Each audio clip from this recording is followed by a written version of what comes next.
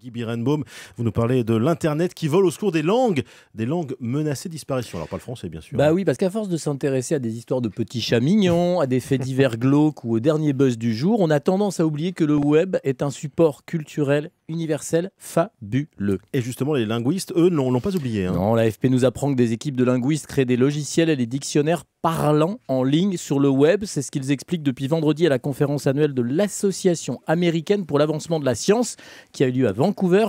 Plus de la moitié des 7000 langues et dialectes encore parlés sur la planète risquaient d'avoir disparu d'ici la fin du siècle. Ah oui. Alors des linguistes ont créé ces dictionnaires parlants en ligne, Online Talking Dictionary, un projet sponsorisé par la formidable société qui édite la revue National Geographic.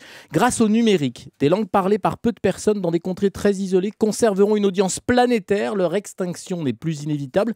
Les 8 dictionnaires déjà créés contiennent plus de 32 000 mots, près de 24 000 enregistrements sonores de phrases et de mots prononcés par des personnes les parlant couramment. J'ai testé par exemple, c'est extraordinaire, le dictionnaire du Siletz-Dini, je ne sais pas comment on dit, qui est une langue parlée uniquement dans une tribu amérindienne d'Oregon, dans le nord-ouest des États-Unis. Grâce à ces outils en ligne, les jeunes continuent d'apprendre leurs langues ancestrales et chacun peut les partager sur les réseaux sociaux comme Facebook. C'est le cas de l'Ojibwe, une langue amérindienne échangée par près de 2000 Canadiens justement sur Facebook. Alors grâce au web, ces langues ne mourront pas, c'est essentiel. Comme l'écrivait Stendhal, le premier instrument du génie d'un peuple, c'est sa langue. Merci Guy Birenbaum, je reste sans voix pour le coup. Voilà. Cité du Stendhal, c'est bien le premier instrument du génie d'un peuple, c'est sa langue.